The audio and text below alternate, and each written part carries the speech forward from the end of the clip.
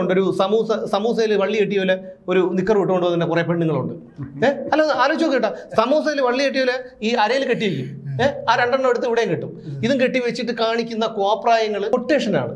അതും വലിയ തുകകൾ കൊടുത്തിട്ട് ഒരു കൊട്ടേഷൻ എടുക്കുകയാണ്. എന്നിട്ട് അതായത് അപകീർത്തി, അതായത് ഒരുത്തരം മാനസികമായിട്ട് അങ്ങ് തകർക്കുക. ഈ ഓൺലൈൻകാർക്ക് ആരാണ് ഈ ന്യായാധിപന്റെ റോൾ കൊടുത്തത്? പറയുന്നതായിട്ട് ഞാൻ എടുത്ത് വായിച്ചത്, ഞങ്ങളുടെ അച്ഛനും അമ്മയുമാണ് ഞങ്ങൾക്ക് എല്ലാത്തിനും സപ്പോർട്ട് ചെയ്യണമെന്ന്. ഇതിനെയൊക്കെ മനുഷ്യന്റെ സമൂഹത്തിൽ നമുക്കിടയിൽ ജീവിക്കാൻ അർഹരാണോ ഇത്? ഇതിനെയൊക്കെ പിടിച്ച് വല്ല പട്ടികളുടെയും കൂടെ കൊണ്ടുവരണ്ടേ? ആ പട്ടികളുടെ കൂടെ കിടന്നു കഴിഞ്ഞാൽ പട്ടിക്ക് പിന്നെ ഇതിന് നേരവും കാലമൊന്നും ഇല്ലല്ലോ. നമസ്കാരം. ഈ ഡിജിറ്റൽ യുഗമായതോടെ ഈ സമൂഹ മാധ്യമങ്ങളിലൂടെയൊക്കെയുള്ള അധിക്ഷേപങ്ങളും ഒക്കെ വളരെ വർദ്ധിച്ചു വരികയാണ്. പക്ഷേ നിർഭാഗ്യവശാൽ ഇത് ഞങ്ങളെപ്പോലെയുള്ള കുറച്ച് ഓൺലൈൻ ചാനലുകളുണ്ട്. അവരെ മാത്രമാണ് പോലീസ് എപ്പോഴും വേട്ടയാടുന്നത്. നമുക്കറിയാം, മറുനാടൻ മലയാളി, ക്രൈം, DNA ഇങ്ങനെ നിരവധി ഓൺലൈൻ മാധ്യമ സ്ഥാപനങ്ങളാണ് റെയ്ഡ് ചെയ്തത്. അതുപോലെ അഡ്വക്കേറ്റ് KM ഷാജഹാൻ ഉൾപ്പെടെയുള്ള ഇതുപോലെ സത്യങ്ങൾ വിളിച്ചു പറയുന്ന ആൾക്കാരെയൊക്കെ ആണ് പോലീസിന് വേണ്ടത്. പക്ഷേ വളരെ വൾഗറായിട്ടുള്ള, വളരെ വൃത്തികേടായിട്ടുള്ള, അശ്ലീലപരമായിട്ടുള്ള, അപകീർത്തികരങ്ങളായിട്ടുള്ള പല വീഡിയോകളും ചെയ്യുന്ന ഒരുപാട് ആൾക്കാരുണ്ട് ഇവിടെ. അവരൊന്ന് നിയന്ത്രിക്കാനായി ഇവിടെ ഒരു നിയമമില്ലേ എന്നുള്ളൊരു സംശയം മുമ്പ് തന്നെ ഉണ്ടായിരുന്നു. അപ്പോൾ സുപ്രീം കോടതി ഇന്നൊരു നിർദ്ദേശം മുന്നോട്ട് വെച്ചിട്ടുണ്ട്. അതായത് സർക്കാരിന് കൊടുത്തിരിക്കുന്ന നിർദ്ദേശം, ഇതിനെ നിയന്ത്രിക്കാനായിട്ടുള്ളൊരു സംവിധാനം വേണം. ഓൺലൈൻ സംവിധാനങ്ങളെ, ഓൺലൈൻ ചാനലുകളെ നിയന്ത്രിക്കാനുള്ള ഒരു സംവിധാനം വേണം. അതിൽ അശ്ലീലപരമായിട്ടുള്ള പരാമർശങ്ങൾ, അതുപോലെ അപകീർത്തികരമായിട്ടുള്ള പരാമർശങ്ങളൊക്കെ നിയന്ത്രിക്കാനുള്ള ഒരു നടപടി വേണമെന്നുള്ളതാണ്. അത് തീർത്തും സ്വാഗതാർഹം തന്നെയാണ്. കാരണം ഇതിന് ഈ ഒരു ഏതെങ്കിലും ഒരു രജിസ്ട്രേഷനോ അല്ലെങ്കിൽ അതിന് ഇത്ര രൂപ ഫീസോ, ആ രജിസ്ട്രേഷൻ ഇത്ര ഫീസോ, അതിന് കൃത്യമായ മാനദണ്ഡങ്ങളോ കൊണ്ടുവരേണ്ടത് സർക്കാരിൻ്റെ ഉത്തരവാദിത്തമാണ്. പക്ഷേ ഇവിടെ അതായത് ചിലരൊക്കെ ഒരു കൊട്ടേഷൻ പോലെ ഏറ്റെടുത്തിട്ടാണ് ഇതൊക്കെ ചെയ്യുന്നത്. അതായത് ഇപ്പം ഈ ഒരു മൊബൈൽ ഫോൺ ഉണ്ടെങ്കിൽ ആരെയും എന്തും പറയാം എന്നുള്ള, എന്ത് വൃത്തിയിടും വിളിച്ച് പറയാം, അല്ലെങ്കിൽ എന്ത് വൃത്തിയിടും അതിന് കൂടെ കാണിക്കാം. കാരണം യൂട്യൂബ് എന്നുള്ളൊരു സംവിധാനം ഉള്ളത് കൊണ്ടും ഫേസ്ബുക്ക് എന്നുള്ളൊരു സംവിധാനം ഉള്ളത് കൊണ്ടും അതിൽ കൂടി എന്ത് കാണിക്കാം എന്നുള്ളൊരവസ്ഥയാണ്. അതിനെയാണ് നിയന്ത്രിക്കേണ്ടത്. സത്യത്തിൽ ആദ്യം സുമേഷ് പറഞ്ഞതുപോലെ മാന്യമായിട്ട് നമ്മൾ വളരെ സീരിയസ് ആയിട്ട്, നമ്മൾ വളരെ കാര്യമായിട്ട് ചെയ്യുന്ന, നമ്മുടെ ഒരു രീതിയായിട്ട് ചെയ്യുന്ന, ഒരു സിസ്റ്റമാറ്റിക് ആയിട്ട് നമ്മൾ ചെയ്യുന്നതാണ് നമ്മുടെ ചാനലൊക്കെ. നമ്മുടെ DNA ഉൾപ്പെടെയുള്ള ഒരു സിസ്റ്റമാറ്റിക്കായിട്ട് കാര്യങ്ങൾ പോകുന്നതാണ്. പക്ഷെ അവർക്കെതിരെ അവരുടെ ചലനങ്ങളാണ് നിരീക്ഷിക്കാൻ മാത്രമാണ് ഈ പറയുന്ന അധികാരി വർഗവും അതുപോലെ അവരുടെ പിന്നിലുള്ള പാർട്ടി പ്രവർത്തകരും ഒക്കെ നിൽക്കുന്നത്. അതേസമയം ഈ ഒരു ഫോൺ എടുത്ത് വെച്ചിട്ട് എന്ത് തെമ്മാടുത്തരോ മറ്റേടാ മറിച്ചേടാ അവനിടാ ഇതിനിടാ എന്നൊക്കെ പറഞ്ഞിട്ട് ചീത്ത വിളിച്ച് അത് സോഷ്യൽ മീഡിയ ഇട്ട് കഴിഞ്ഞാൽ ഒരു നിയന്ത്രണമില്ല. അപ്പോൾ ഇത് സുപ്രീം കോടതി ഇന്ന് പറഞ്ഞിരിക്കുന്നത് ശരി, പക്ഷേ ഇതെങ്ങനെ ചെയ്യും, അതിന്റെ മാനദണ്ഡം എന്താണ്, എങ്ങനെയാണ്? വല്ലാത്തൊരു പ്രശ്നമാണ്. വല്ലാത്തൊരു പ്രശ്നം. കൊട്ടേഷൻ ഏറ്റെടുക്കുകയാണ്. ഞാൻ പറഞ്ഞ ഞാൻ പേരെടുത്ത് പറയുന്നില്ല, ഈ കൊല്ലത്തും കൊട്ടാരക്കരയൊക്കെയുള്ള 1-2 പേര് ഉണ്ടായിരുന്നു. അപ്പോൾ അവർക്ക് ഞാൻ അവരെ കുറിച്ച് വാർത്തകൾ വരെ ചെയ്തിട്ടുണ്ട്. അത് അവരുടെ കയ്യിലാണ് ഈ നിയമവും മറ്റു കാര്യങ്ങളും വിധിക്കുന്നത് അവരാണ്. പോലീസിനെ ഭയമില്ല. അപ്പം ഞാൻ ആലോചിച്ചിട്ടുണ്ട്, അതിലൊരുത്തനെ പോലീസ് പലതവണ വിളിച്ചാലും അവൻ പോലീസിനെ ലൈവ് ചെയ്തുകൊണ്ട് ചീത്ത വിളിക്കുന്ന ഒരുത്തനുണ്ട്. അപ്പം ഞാൻ ആലോചിച്ചത്, നമ്മൾ പോലീസ് വിളിക്കുമ്പോഴത്തേക്കും അവരുടെ അടുത്ത് വളരെ മാന്യമായിട്ട് അവർ പറയുന്ന രീതിയിൽ സഹകരിച്ചാണ് നമ്മൾ മുമ്പോട്ട് പോകുന്നത്. എന്നിട്ട് നമ്മളെ കയറി ഇത്തരത്തിൽ ചെയ്യാനാണ് പോലീസിന് താല്പര്യം. പക്ഷെ അവന്മാരെ ഇങ്ങനെ ഉള്ള ഒരു ഇതും അവർക്കില്ല, ഒരു പ്രശ്നങ്ങളും അവന്മാർക്കില്ല. അവന്മാർക്ക് ആരെയും വിളിക്കുക. അതൊരു ഞാൻ പിന്നെ അറിഞ്ഞത് കൊട്ടേഷനാണ്. അതും വലിയ തുകകൾ കൊടുത്തിട്ട് ഒരു കൊട്ടേഷൻ എടുക്കുകയാണ്. എന്നിട്ട് അതായത് അപകീർത്തി, അതായത് ഒരുതരം മാനസികമായിട്ട് അങ്ങ് തകർക്കുക. ഈ ഓൺലൈൻകാർക്ക് ആരാണ് ഈ ന്യായാധിപന്റെ റോൾ കൊടുത്തത്? നമുക്ക് നമ്മുടേതായിട്ടുള്ള അഭിപ്രായങ്ങൾ പറയാം, വിമർശിക്കാം, വിശകലനങ്ങൾ ചെയ്യാം, അതിനൊന്നും ഒരു തർക്കമില്ല. പിന്നെ ഒരു വ്യക്തി ചെയ്യുന്ന തെറ്റുകൾ, ക്രൈമുകളൊക്കെ നമുക്ക് തുറന്നു കാണിക്കാം. പക്ഷെ അത് അതല്ല, നമ്മുടേതായ ഒരു ചിട്ടവട്ടം ഉണ്ടല്ലോ, നമ്മുടേതായ ഒരു നമ്മൾ തന്നെ ഉണ്ടാക്കി വെച്ചിരിക്കുന്ന ഒരു ചെറിയ നിയന്ത്രണങ്ങളുണ്ടല്ലോ, നമ്മൾ അതിനകത്ത് നിന്നല്ലേ ചെയ്യുള്ളൂ. നമ്മളൊരു ചാനലാണെന്നും അത് നമ്മളെ രീതിയിൽ ആ ഒരു ചാനലിന്റെ ഒരു രീതിയിലാണ് നമ്മൾ കാര്യങ്ങൾ പോകുന്നത്. നമ്മളെല്ലാം സ്വയം നിയന്ത്രിച്ചുകൊണ്ടും നമുക്ക് പറയാൻ പറ്റാത്ത കാര്യങ്ങൾ പലതും നമ്മൾ പറയാതിരിക്കുകയും ചെയ്തുകൊണ്ട് അഡ്ജസ്റ്റ് ചെയ്താണ് നമ്മൾ പോകുന്നത്. പക്ഷെ ഇവർക്ക് അതല്ല, ഇവര് വേറെ ഒന്നും നോക്കേണ്ട കാര്യമില്ല. ഒരു വ്യക്തി എന്നുള്ള നിലയിൽ മാത്രം ഫോൺ എടുത്ത് വെച്ചിട്ട് ഈ പറയുന്ന പിന്നെ കൊട്ടേഷൻ മുഴുവനും ഒരാളിനെതിരായിട്ട് കുറേ അനാവശ്യങ്ങൾ പറയുകയും വൃത്തികൾ പറയുകയും അയാളെ മാനസികമായിട്ട് തകർക്കുകയും ചെയ്യണമെന്ന് കൊട്ടേഷൻ എടുത്തു കഴിഞ്ഞാൽ അതിൻ്റെ കാശ് വാങ്ങിച്ചു കഴിഞ്ഞാൽ അങ്ങ് പറയാമല്ലോ. പറഞ്ഞാൽ ഈ പറയുന്ന പോലീസിന് പേടിയാണ്.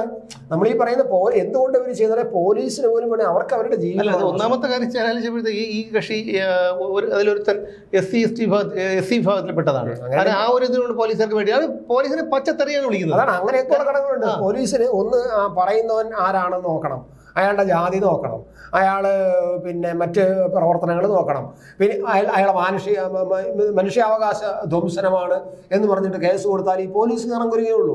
ഈ പറയുന്ന സുപ്രീം കോടതി ഇപ്പോൾ നിയന്ത്രിക്കണമെന്ന് പറഞ്ഞെങ്കിലും സുപ്രീം കോടതിയുടെയും നമ്മുടെ നിയമ സംവിധാനങ്ങളുടെയും ചില അപര്യാപ്തതകളും ചില കുറവുകളുമാണ് ഇവരെല്ലാം ഇങ്ങനെ അഴിഞ്ഞാടാൻ അനുവദിക്കുന്നത്. അതിൽ ഏറ്റവും വലിയ ഒരു പറഞ്ഞു കഴിഞ്ഞാൽ നമ്മുടെ തിരുവനന്തപുരം പ്രസ് ക്ലബിന്റെ കാര്യം തന്നെ എടുക്കാം. ഈ പ്രസ് ക്ലബിന്റെ മുമ്പിൽ കുറേ എണ്ണം വന്ന് തമ്പടിക്കും രാവിലെ. ഒരെണ്ണത്തിന് അതിൽ എത്ര പേർക്കാണ് ഓഫീസ് ഉള്ളത്? ഓഫീസോ സ്റ്റുഡിയോ സംവിധാനങ്ങളോ ഒന്നുമില്ല. പക്ഷെ നിൽക്കുന്നത് കണ്ടു കഴിഞ്ഞാൽ മറ്റേ CNN-ന്റെ CEO വന്ന് നിൽക്കുന്ന ഒരു ഇതിൽ സത്യം അത് എന്തെന്നറിയോ, അതായത് ഒരു ഐഡന്റിറ്റി കാർഡൊക്കെ നോക്കി ഒരു വലിയ ഇതിലാണ് അവർ നിൽക്കുന്നത്. ചിലർക്കാണെങ്കിൽ ഒരു ഒറ്റമുറി കട മാത്രം കാണും. ഇത് വെച്ചിട്ടാണ് ഇത് സംവിധാനം നേരെ ഉണ്ടാകുമെന്ന് എഴുതാനുള്ള ഒരു ഇത് അറിയില്ല. അങ്ങനെ എഴുതിയൊക്കെ തന്നെ പല ഒരു 2 അക്ഷരം എഴുതുമ്പോൾ 4 തെറ്റാണ്. അപ്പം ഇത്തരക്കാരെയൊക്കെ നിയന്ത്രിക്കേണ്ടതേ വലിയ തോതിലുള്ള ഒരു ആവശ്യമാണ്. ഇതൊക്കെ ബ്ലാക്ക് മെയിലിംഗ് ചെയ്തും അവിടെ പത്രസമ്മേളനത്തിന് വരുന്നവരെ അവരെ ചാക്കിട്ട് പിടിച്ച് അവരെ വാർത്ത കൊടുക്കുക, അത് ചെയ്യുക, ഇത് ചെയ്യുക എന്നൊക്കെ പറഞ്ഞിട്ടൊക്കെ പണം വാങ്ങിക്കണം. ഞങ്ങളുടെ പേര് പറഞ്ഞു പോലും പൈസ വാങ്ങിച്ചിട്ടുണ്ട്. DNA-യുടെ പേര് പറഞ്ഞു പോലും ഒരു വിരുദ്ധൻ പണം വാങ്ങിച്ചിട്ടുണ്ട്. അപ്പം അതൊക്കെ പോട്ടെ, അതൊക്കെ അവിടെ നിൽക്കട്ടെ. പക്ഷേ അങ്ങനെയാണെങ്കിൽ ഇപ്പോൾ ഇത്തരക്കാരെ നിയന്ത്രിക്കേണ്ടത് ഞങ്ങളൊക്കെ ജയിലിൽ കിടന്നു. ഈ ജയിലിൽ കിടന്നതെന്ന് പറഞ്ഞാൽ ഞങ്ങൾ പണം തട്ടിച്ചിട്ടോ പെണ്ണ് കേസിലോ ഒന്നും പറ്റില്ലല്ല കിടന്നത്. നമുക്കറിയാലോ, നമ്മുടെ ഓഫീസ് റെയ്ഡ് ചെയ്തു, മറുനാടൻ്റെ ഓഫീസ് റെയ്ഡ് ചെയ്തു, ക്രൈമിന്റെ ഓഫീസ് ക്രൈമിന്റെ ഓഫീസ് റെയ്ഡ്. ഇതൊക്കെ ഇതുകൊണ്ടാണ്. ഇവന്മാർക്ക് ഒന്നും പേടിക്കാനില്ല, ഒന്നുമില്ല, വേറെ ഒരു ബാധ്യതയും ഇല്ല. എന്താണ് ഓൺലൈൻ മാധ്യമം? ഇതുകൊണ്ട് നമുക്കുണ്ടാകുന്ന ദോഷം എന്താണെന്ന് അറിയാമോ? നമ്മൾ ഇത് ഇന്ന സ്ഥാപനത്തിൽ നിന്നാണ് ഇന്ന ആളാണ്, ഓൺലൈനാണോ, ശരി, അവരുടെ മനസ്സിലേക്ക് വരുന്ന മറ്റേ അവൻ ചെയ്തു വെച്ചേക്കണത് കണ്ടിരിക്കുകയാണ്. അവന് അങ്ങനെയാണ്. ഇത് ഇത്തരക്കാരെ നിയന്ത്രിക്കുകയല്ല, തല്ലി നാടുപിടിക്കുകയാണ് ചെയ്യേണ്ടത് സത്യം പറഞ്ഞു കഴിഞ്ഞാൽ. അതുപോലെ കുറെ എണ്ണം ഉണ്ട്. ഒരു സമൂസയിൽ വള്ളി കെട്ടിയ പോലെ ഒരു നിക്കർ വിട്ടുകൊണ്ട് തന്നെ കുറെ പെണ്ണുങ്ങളുണ്ട്. അല്ല, ആലോചിച്ച് കേട്ടാ, സമൂസയിൽ വള്ളി കെട്ടിയ പോലെ ഈ അരയിൽ കെട്ടിയിരിക്കും. ആ 2 എണ്ണം എടുത്ത് ഇവിടെയും കെട്ടും. ഇതും കെട്ടി വെച്ചിട്ട് കാണിക്കുന്ന കോപ്രായങ്ങൾ. പക്ഷെ അതിൽ വേറെ കാര്യമുണ്ട്. ഈ നമ്മളിത് കാണുന്നോന്ന് വെച്ചാൽ കാണുന്നില്ല. ഈ നമ്മൾ ഫേസ്ബുക്കും അങ്ങനെയൊക്കെ ഇത് പോകുമ്പോഴത്തേക്ക് ഇതിങ്ങനെ ഓടിച്ച് പോകുമ്പോണ്ടല്ലോ, ഒറ്റ പോക്കാണ് പിന്നെ സ്ക്രോൾ ചെയ്തിട്ട്. അതിൽ വന്നിട്ട് കൂടുതലും പറഞ്ഞ ഈ ആണുങ്ങളാണ്, ഞരമ്പന്മാർ. അവരാണ് ഇതിനെ വളർത്തുന്നത്. ഇത്തരക്കാരെ വളർത്തുന്നവരാണ്. പിന്നെ വേറെ എടുത്തിട്ടുണ്ട്, ഒരു വായൊക്കെ കീറിയിരിക്കുന്ന ഒരു വെളുത്തെടുത്തി. ഞങ്ങളെ പേരെന്ന് ഞാൻ പറയുന്നില്ല, ഇനിയിപ്പോൾ അതിനിപ്പോൾ പറഞ്ഞ് ഫേമസ് ആക്കാൻ നിൽക്കേണ്ട ഒരു കിഴങ്ങൻ കെട്ടിയവനുമുണ്ട്. കൊണ്ട് നടന്ന് തുള്ളി കളിക്കണോ, ഇതിൽ കിടന്ന് മഴയത്ത് കിടന്ന് തുള്ളുന്നു, കുനിഞ്ഞു നിൽക്കുന്നു, അങ്ങോട്ട് കിടക്കുന്നു, ഇങ്ങോട്ട്. ഇതൊക്കെ ഞാൻ പറഞ്ഞില്ല, ഇതിനെയൊക്കെ നിയന്ത്രിക്കേണ്ട സമയം കഴിഞ്ഞു. അല്ല, അതിനെ എങ്ങനെ നിയന്ത്രിക്കും എന്നുള്ളതാണ് നമുക്ക് നല്ല വല്ലാത്തൊരു പ്രശ്നമാണ്. ഗവൺമെന്റിന്റെ മുന്നിൽ ഒരു വലിയൊരു തലവേദനയാണ്. ഇത് കോടതി നിയന്ത്രിക്കും എന്ന് പറയുന്നു, എങ്ങനെ നിയന്ത്രിക്കും? അതാണ് പ്രശ്നം എന്ന് പറയുന്നത്. അല്ല, അതിന് കോടതി അല്ല, അവർ കണ്ടന്റിൽ അതായത് അശ്ലീലപരമായിട്ടുള്ള കണ്ടന്റുകൾ നമുക്കിപ്പോൾ ഒരു മാധ്യമ സ്ഥാപനമായിട്ട് രജിസ്റ്റർ ചെയ്യാനുള്ള ഒരു സംവിധാനം കൊണ്ടുവരട്ടെ. ഓൺലൈൻ ഇപ്പോൾ മറ്റു മാധ്യമ സ്ഥാപനം പോലെ അവർ ഫീസും വെച്ചോട്ടെ, കുഴപ്പമില്ല. പക്ഷേ അങ്ങനെ കൊണ്ടുവന്നതിന് ശേഷം ആ ഒരു രീതിയിൽ നമ്മളിപ്പോൾ എന്താ പൊളിറ്റിക്സ് അതുപോലെ എന്ത് കാര്യങ്ങൾ വേണമെങ്കിലും ചെയ്യാം. പക്ഷെ അതിൽ ഈ അശ്ലീലങ്ങൾ കൊണ്ടുവരിക. ചില പെണ്ണുങ്ങളുണ്ട് ഇപ്പോൾ ഫേസ്ബുക്കിലൊക്കെ നമ്മളിങ്ങനെ നോക്കിപ്പോകുമ്പോൾ കാണാം, ലൈവ് എന്നിട്ട് വന്നിട്ട് ഓരോരുത്തർ എവളമാരെന്തെങ്കിലുമൊക്കെ ചെയ്യും, അവനെങ്കിലും വന്നിട്ട് ചൊറിയും, അവനെ തെറി വിളിക്കും. ഇതൊക്കെയാണ് ഇവിടെ നടന്നുകൊണ്ടിരിക്കുന്നത്. പിന്നെ അതുപോലെ തന്നെ മറ്റേ രശ്മി നായർ അവരിപ്പോൾ എന്താ ലൈവ് ഷോ തുടങ്ങി എന്നൊക്കെ പറഞ്ഞു കേട്ടിട്ടുണ്ട്. ലൈവ് ഷോ മറ്റേ കാണിച്ചതൊന്നും പോരാത്തന്നെ ലൈവ് ഷോ. പിന്നെ വേറെ ഒരു ഭാര്യയും ഭർത്താവും. അതെങ്ങനെ ഞാൻ കണ്ടെന്ന് വെച്ചാൽ ഇതാണ്, പോൺ സ്റ്റാർ ആണ്, മലയാളത്തിലെ പോൺ സ്റ്റാർ. ഭാര്യയും ഭർത്താവും. ഏറ്റവും വലിയ രസം എന്താണെന്ന് വെച്ച് കഴിഞ്ഞാൽ അവരൊരു റിനോൾട്ടിൻ്റെ കാറ് വാങ്ങാൻ വേണ്ടിയിട്ട് ചാവി വാങ്ങാൻ വേണ്ടി ഷോറൂമിൽ ചെന്ന് ഇങ്ങനെ പുതിയ വണ്ടി ഇറക്കാൻ അച്ഛനും അമ്മയും കൂടെ, എനിക്ക് തോന്നുന്നു അവളുടെ അച്ഛനും അമ്മയാണെന്ന് തോന്നുന്നു. അപ്പോൾ അവർ പറയുന്നതായിട്ട് ഞാൻ എടുത്ത് വായിച്ചത്, ഞങ്ങളുടെ അച്ഛനും അമ്മയുമാണ് ഞങ്ങൾക്ക് എല്ലാത്തിനും സപ്പോർട്ട് ചെയ്യണമെന്ന്. ഇതിനെയൊക്കെ മനുഷ്യൻ്റെ സമൂഹത്തിൽ നമുക്കിടയിൽ ജീവിക്കാൻ അർഹരാണോ ഇത്? ഇതിനെയൊക്കെ പിടിച്ച് വല്ല പട്ടികളുടെയും കൂടെ കൊണ്ടുവിടണ്ടേ? ആ പട്ടികളുടെ കൂടെ കിടന്നു കഴിഞ്ഞാൽ പട്ടിക്ക് പിന്നെ ഇതിന് നേരവും കാലമൊന്നും ഇല്ലല്ലോ. അതിന് നേരമില്ല, കാലമില്ല, ലോഡ്ജ് എടുക്കേണ്ട, റോഡിന്റെ സൈഡിൽ നിന്നില്ല, തോട്ട് വരാൻ പോകുന്നില്ല, ഒന്നുമില്ല. അതിന് എവിടെ വെച്ച് എന്തും ചെയ്യും, പകലെന്നില്ല, രാത്രിയെന്നില്ല. അപ്പൊ ഇതും അതുപോലെ അതിന് പിന്നെയും ഒരു മാന്യതയുണ്ട്. അതിനെന്ന് പറഞ്ഞാൽ അതൊരു മൃഗമാണ്. അതിന് നിക്കർ കൊടുക്കുമ്പോൾ മറ്റു എന്നോടുണ്ട, നാണം മറയ്ക്കേണ്ട, വേറെ ഒരു കാര്യമില്ല, വോട്ടിടേണ്ട, അതിന് ടാക്സ് അടയ്ക്കേണ്ട, വീടില്ല, ഒന്നും കുടിയില്ല, ഒന്നുമില്ല. പക്ഷെ ഇതൊന്നും മക്കളുണ്ടാക്കേണ്ട, മക്കളെ പള്ളിക്കൂടത്തിൽ ഇടേണ്ട, ഇതൊന്നും വേണ്ട. അടുത്തൊരു സമൂഹം തലമുറ വന്നാൽ തന്നെ അതെങ്ങനെ പോയാലും അവർക്ക് പ്രശ്നം എന്ന് അവർ ചിന്തിക്കുന്നില്ലായിരിക്കാം. പക്ഷെ ഇതെന്ന് പറഞ്ഞാലേ നമ്മൾ അവർക്ക് സ്വാതന്ത്ര്യമില്ലേ എന്ന് ചോദിക്കും. അതോടൊപ്പം തന്നെ അവർക്ക് സ്വാതന്ത്ര്യമില്ലേ, എവിടെയാണ് പ്രശ്നം? അവർക്കിടയിൽ ജീവിക്കാൻ നമുക്ക് മാന്യമായിട്ട് ജീവിക്കാനുള്ള സ്വാതന്ത്ര്യം നമുക്കില്ലേ എന്നൊരു ചോദ്യം നമുക്ക് അവിടെ ചോദിച്ചു. പക്ഷെ അതിനേക്കാളും അവർക്ക് സ്വാതന്ത്ര്യമില്ലേ, അവർക്കും അവർ ഇന്ത്യൻ പൗരനല്ലേ, ആ പൗരന്റെ അവകാശമില്ലേ, ഇവിടെയാണ് പ്രശ്നം. അപ്പൊ അവര് നേരെ കോടതിയിൽ പോയി കഴിഞ്ഞാൽ കോടതി ഈ അവനെ നിയന്ത്രിക്കാനും അവരെ നിയന്ത്രിക്കാൻ പോകുന്നവർക്കെതിരായിട്ടാണ് കോടതി വരുന്നത്. നിയമങ്ങൾ അതാണ്, അവിടെയാണ് ഈ പ്രശ്നം. ഞാൻ മുമ്പ് ഞാൻ പറഞ്ഞല്ലോ, ഒരു ജയിലിൽ കിടന്ന ഒരു കേസുണ്ടല്ലോ, അതിൽ നമുക്കറിയില്ല ഈ നമ്മൾ ഈ എതിർഭാഗത്തുള്ള ആൾ എന്ത് ജാതിയാണെന്നോ മതമാണെന്നോ നോക്കിയിട്ടൊന്നുമല്ല നമ്മൾ ചെയ്ത, ഇവരൊക്കെ കാണിച്ചു കൂട്ടുന്ന കാര്യങ്ങളൊക്കെ ഇനി നമുക്കത് പറയാൻ പറ്റുമോ? കാരണം കേസ് നിൽക്കുകയാണല്ലോ. പിന്നെ ഈ പലനാൾ കള്ളൻ ഒരു നാൾ പിടിയിലാകും എന്ന് പറഞ്ഞതുപോലെ അതിൽ നമ്മൾ ആശ്വസിച്ചിരിക്കുകയാണ്. കാരണം എന്ന് വെച്ച് കഴിഞ്ഞാൽ ആ ഒരു എന്തെങ്കിലും ഒരു പിടി വീഴും, മനസ്സിലായി, എത്ര കാലം ഇങ്ങനെ പോകാൻ പറ്റും എന്നുള്ളതാണ്. പക്ഷെ ഈ ഒരു സംവിധാനത്തിലേക്ക് ഒരു എനിക്ക് തോന്നുന്നത് ഈ ഇപ്പം സോഷ്യൽ മീഡിയ എന്ന് പറയുന്ന സംഗതി ഉണ്ടല്ലോ, അതിപ്പം മൊത്തം നമ്മുടെ അമേരിക്കൻ കൺട്രോളിലാണ്. അതായത് നമ്മുടെ രാജ്യത്തിന് യാതൊരു നിയന്ത്രണവും ഇല്ലാത്തതാണ്. അതായത് ഫേസ്ബുക്ക് ആയിരുന്നാലും ട്വിറ്റർ ആയിരുന്നാലും എക്സ് ആയിരുന്നാലും അതുപോലെ യൂട്യൂബ് ആയിരുന്നാലും എല്ലാം നമ്മുടെ രാജ്യത്തിന് നിയന്ത്രിക്കാൻ പറ്റാത്ത തരത്തിലുള്ള ഒരു സാധനമാണ്. അപ്പോൾ അതൊരു പ്രധാന വിഷയമാണ്. അപ്പോൾ അതാണ് ഏറ്റവും വലിയ പോപ്പുലാരിറ്റി ഉള്ളത്. അപ്പോൾ അവർക്ക് അവരുടെ സോഫ്റ്റ്വെയർ തന്നെ ചെയ്യാൻ പറ്റും. ഈ അശ്ലീലം എങ്ങനെ പറഞ്ഞു കഴിഞ്ഞാൽ അപ്പോൾ തന്നെ ചാനലിനെ നമുക്ക് തന്നെ ഒരു ഉടനെ തന്നെ കയറി പിടിക്കുന്നില്ലേ. അപ്പോൾ അങ്ങനെയൊക്കെ ചെയ്യാൻ പറ്റുമെന്നാണ്. കാരണം നമ്മൾ ഒരു തമ്പിൽ ഒരു ചെറിയൊരു മിസ്റ്റേക്ക്, നമ്മളെ ജാഗ്രത കുറവുകൊണ്ട് നമ്മളൊരു ചെറിയ മിസ്റ്റേക്ക് വെച്ച് കഴിഞ്ഞാൽ അപ്പോൾ തന്നെ അവർ കോപ്പറേറ്റ് പറയുന്നു, നമ്മുടെ വീഡിയോ തടയുന്നു. അതുപോലെ എന്തുകൊണ്ട് ഈ സോഷ്യൽ മീഡിയയിൽ ഈ വിളിച്ചു പറയുന്നവരെ നിയന്ത്രിച്ചുകൂടാ? അപ്പോൾ അവർ വിചാരിച്ചാൽ നടക്കും, അവരുടെ സോഫ്റ്റ്വെയറിൽ അത് ഇട്ടാൽ മതി. അപ്പോൾ ഈ സർക്കാരും കൂടെ ചേർന്നുകൊണ്ട് അങ്ങനെയുള്ള സാധനങ്ങളെ കൊണ്ടുവരിക എന്നുള്ളതാണ് ഏറ്റവും പ്രധാനം. അത് മാത്രമേ ഉള്ളൂ വഴി. രണ്ട്, ഈ വിദേശ സോഷ്യൽ മീഡിയകളെ നമ്മൾ കഴിവതും, പണ്ട് മഹാത്മാഗാന്ധി വിദേശ വസ്ത്രങ്ങൾ ഉപേക്ഷിക്കുക എന്ന് പറഞ്ഞതുപോലെ ഇനി ഒരു കാലഘട്ടത്തിൽ ഏറ്റവും വരാൻ പോകുന്ന ഒരു ക്യാമ്പയിനായിരിക്കും വിദേശ സോഷ്യൽ മീഡിയകളെ ബോയ്ക്കോട്ട് ചെയ്യുക എന്നുള്ള. ചിലപ്പോൾ അവിടെ ആയിരിക്കും. അപ്പൊ ഇന്ത്യൻ ഗവൺമെന്റിന് ഇന്ത്യയിലുണ്ടാവണമെങ്കിൽ ഇന്ത്യ ഈ കേരളത്തിലോ അല്ലെങ്കിൽ ഇന്ത്യയിലോ ജീവിക്കുന്ന പൗരന്മാരായിരിക്കുമല്ലോ. അപ്പൊ അത്തരക്കാർക്കെതിരെ ഞാൻ പറഞ്ഞത് ഈ ഒരു രജിസ്ട്രേഷൻ കൊണ്ടുവരിക എന്നുള്ളതാണ് ഇതിന്റെ ഏറ്റവും മാർഗം. പിന്നെ ഇത് അതുപോലെ തന്നെയാണ് ഇത്തരം ഈ അശ്ലീല വീഡിയോകൾ ചെയ്യുന്നവർ. അവർ അശ്ലീല വീഡിയോ അവർ നല്ല കണ്ടന്റുകൾ ചെയ്യുന്നത്, യാത്രാ വ്ളോഗുകളൊക്കെ നമുക്ക് ഒരിക്കലും ചെന്ന് എത്തിപ്പെടാൻ പറ്റാത്ത, നമ്മൾ ഒരിക്കലും കാണാത്ത കേൾക്കാത്ത സ്ഥലങ്ങൾ വരെ ഈ പലരും പോയിട്ട് എടുത്ത് കാണിക്കുന്നു. ഭക്ഷണങ്ങളെ കുറിച്ചുള്ള നല്ല നല്ല വീഡിയോകൾ കാണിക്കുന്നു, അതുപോലെ ടെക്നോളജിയെ കുറിച്ചുള്ള വീഡിയോസ് കാണിക്കുന്നു, വണ്ടികളെ കുറിച്ച് കാണിക്കുന്നു. ഇതൊക്കെ നമുക്ക് കാണാം. എന്ന് വെച്ച് നമ്മൾ ആരും പുണ്യവാളന്മാരൊന്നുമല്ല, ആരും പുണ്യവാളന്മാരല്ല. പക്ഷെ അതിനൊക്കെ ഒരു മറയുണ്ട്, അതിനൊക്കെ ഒരു രീതിയും കാര്യങ്ങളൊക്കെ ഉണ്ട്. ഞാൻ നേരത്തെ പറഞ്ഞ പോലെ ഈ പട്ടിയെ പോലെ കിടന്നിട്ട് പട്ടിയെ കുറ്റം പറയുന്നു എന്ന് വെച്ചാൽ നമ്മളാരും ഇത് ചെയ്യുന്നില്ലെന്നാണോ? പക്ഷെ അതിനൊക്കെ ഒരു മറയുണ്ടല്ലോ. അപ്പൊ ഇതുപോലെയുള്ള കുറെ എണ്ണം എനിക്ക് ആ പെണ്ണുപിള്ളെ കാണുമ്പോൾ ഛർദ്ദിക്കാൻ പറ്റും സത്യം പറഞ്ഞു കഴിഞ്ഞാൽ. വായും കയറി ഒരു കുട്ടി ഉടുപ്പ് ഇട്ടിട്ട് വായും കയറി അങ്ങ് ഇറങ്ങി നടക്കുകയാണ്. ഒരു കിഴങ്ങൻ ഭർത്താവുണ്ട്, അവനെ വിളിക്കുന്ന തള്ളക്കി വിളിക്കുക ഒരു മാരിപ്പെട്ടവർ, അവനതൊന്നും ഒരു പ്രശ്നമല്ല. ഇതിൽ നിന്ന് കാശ് വന്നാൽ പോലെ എന്നാണ്, വേറെ പ്രശ്നമൊന്നുമില്ലെന്നേ. അത് അങ്ങനെ ആയിപ്പോയിന്ന്. നമ്മൾ ആൾക്കാർ എന്ത് വന്നാലും കുഴപ്പമൊന്നുമില്ല, കാശ് കയ്യിൽ കിട്ടിയാൽ മതി, പിന്നെ പോപ്പുലർ ആയാൽ മതി. ആളുടെ എവിടെ ചെന്നാലും ആളിനെ തിരിച്ചറിയണം. അത് എന്ത് കുപ്രസിദ്ധമായാലും കുഴപ്പമൊന്നുമില്ല. അല്ല, അതാണ് ഞാൻ ആലോചിച്ചത്. ഈ രശ്മി നായർ എന്താണ്, ചുംബന സമരത്തിലൂടെയാണ് ഈ രശ്മി നായരെ കുറിച്ച് നമ്മൾ അറിയുന്നത്. അതിനുശേഷം അവര് പോക്സോ കേസിൽ എന്തോ പ്രതിയായി, ഇപ്പൊ അവര് എന്തോ അതിൽ നിന്നൊക്കെ പോക്സോ കേസിൽ നിന്ന് അവരുടെ ഒഴിവാക്കി എന്നൊക്കെ പറയുന്ന കേൾക്കുന്നുണ്ട്. അതിനെക്കുറിച്ച് അറിയില്ല.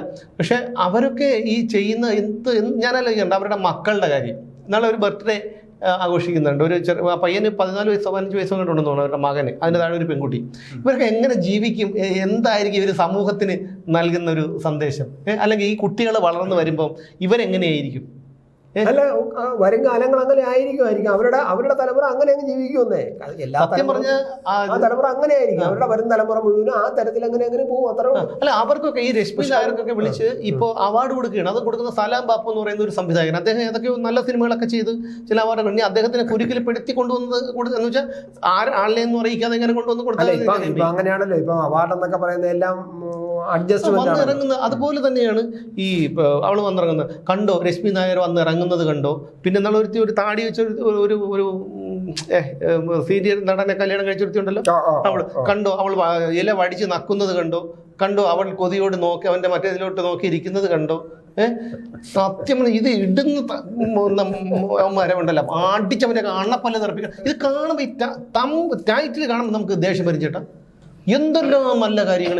ഈ പാവങ്ങളായ എത്രയോ ആൾക്കാർ ഇവിടെ ഇരുന്നിട്ട് വയസ്സായ ആൾക്കാരൊക്കെ ഇരുന്ന് ഒരു നിവൃത്തിയില്ലാതെ ഉള്ളവരുണ്ട്. ഇതൊക്കെ എടുത്ത് ഇട്ട് കഴിഞ്ഞാൽ ആ 10 പേര് എന്തെങ്കിലും സഹായിക്കണമെങ്കിൽ ആ പാവങ്ങളെ സഹായിച്ചോളൂ. പിന്നെ കുറേ എണ്ണമുണ്ട് ചാരിറ്റി എന്ന് പറഞ്ഞ് ഇറങ്ങിയിട്ടുണ്ടായിരുന്നു. അതിൽ നിന്ന് പൈസ വാങ്ങിക്കും. ഇതൊക്കെ എങ്ങനെ തോന്നുന്നു? കാശ് വാങ്ങിക്കാനാണ്. അങ്ങനെയാണ് ഈ ചാരിറ്റി പറയണം. അങ്ങനെയാണല്ലോ, നമുക്കറിയാമല്ലോ. പല സ്ഥാനാർത്ഥി പോലും ആവായി രംഗത്ത് വന്ന ആൾക്കാരുണ്ട് ചാരിറ്റി എന്ന് പറഞ്ഞറിയാം.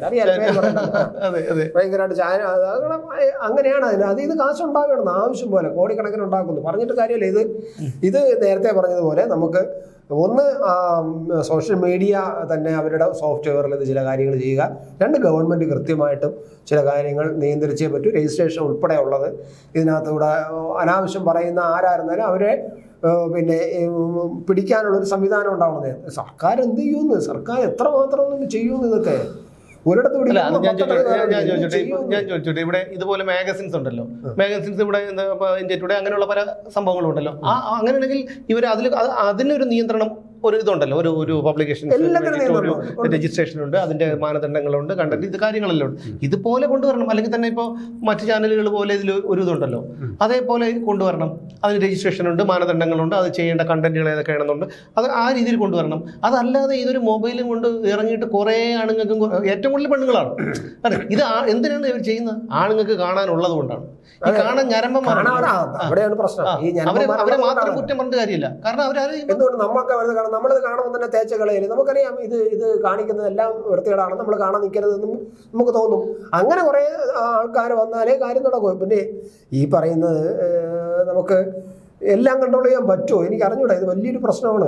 ഒരു നമ്മുടെ സമൂഹത്തിന്റെ ജീർണതയുടെ ഒരു പ്രധാനപ്പെട്ട ഒരു നേരസാക്ഷ്യമാണ് ഇത്തരം കാര്യങ്ങൾ എന്നുള്ളതാണ് സോഷ്യൽ മീഡിയകളൊക്കെ. എന്തായാലും സുപ്രീം കോടതിയുടെ ഈ ഒരു പിന്നെ പരാമർശം മാത്രമേ വന്നിട്ടുള്ളൂ. വിധിയൊന്നുമില്ല. അപ്പൊ അതുകൊണ്ട് ഇത് സർക്കാർ തന്നെ ഇതിനൊരു തീരുമാനം ഉണ്ടാക്കണം. കാരണം സർക്കാർ ഉണ്ടാക്കിയാലുള്ള പ്രശ്നം. ഇപ്പൊ സംസ്ഥാന സർക്കാർ ഉണ്ടാക്കുന്നുണ്ടെങ്കിൽ ഇനി ഞങ്ങളെ കുറിച്ച് പറയരുതെന്നും പറഞ്ഞിട്ടായിരിക്കും ഒരു ഇത് വയ്ക്കുന്നത്. CPM-നെ കുറിച്ച് മിണ്ടരുത്, പിണറായി സഖാവിനെ കുറിച്ച് മിണ്ടരുത്. അല്ലെങ്കിൽ തന്നെ അങ്ങനെ പിന്നെ നിയമം കൊണ്ടുവന്ന ഉടനെ പിന്നെ മാധ്യമ നിയന്ത്രണം പറഞ്ഞ് വീണ്ടും ചാടി ഇറങ്ങും. പ്രശ്നം. അപ്പൊ എന്തായിരുന്നാലും ഇതിനൊരു നിയന്ത്രണം ഉണ്ടായില്ലെങ്കിൽ അത് വലിയൊരു ഭവിഷ്യത്തിലേക്ക് തന്നെ പോകും. എന്തായാലും സുപ്രീം കോടതിയും ഇങ്ങനൊരു വിധി ഒരു പരാമർശം നടത്തിയ സ്ഥിതിക്ക് സർക്കാർ ആയിരുന്നാലും കേന്ദ്ര സർക്കാരാണ് അതിൽ കൊണ്ടുവരേണ്ടത്. ശ്രദ്ധിക്കട്ടെ, കേന്ദ്ര സർക്കാർ ഒരു തീരുമാനവും ഒരു മാനദണ്ഡങ്ങളും ഒക്കെ കൊണ്ടുവരും എന്ന് പ്രതീക്ഷിക്കാം. എന്നല്ലെങ്കിൽ നാളെ. അതെ.